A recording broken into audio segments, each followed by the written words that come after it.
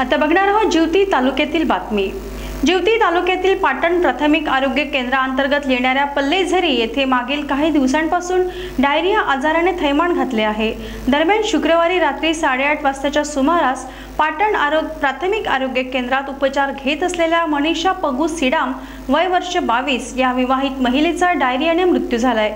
तर भीमराव सिडाम व बळीराम देवकते या दोघांवर चंद्रपुरात उपचार सुरू आहेत। यामुळे गावात भीतीचे वातावरण पसरले असून आरोग्य विभागाने शिबिर लावून उपचार करावे अशी मागणी होत आहे। मृतक मनीषा सिडाम हिच्या शौचाचा व उलटीचा त्रास होत असल्याने तिला कुटुंबियांनी पाटण येथील प्राथमिक आरोग्य केंद्रात उपचारासाठी नेले। वैद्यकीय अधिकाऱ्यांकडून उपचार घेऊन ती घरी परत आली, मात्र संध्याकाळच्या सुमारास अचानक प्रकृती बिघडल्याने तिचा मृत्यू झालाय।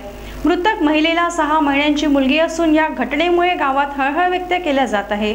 मागील आठवड्यापासून पावसाची रिपरिप सुरूच असल्याने भूगर्भातील पाणी पातळीत वाढ होत आहे।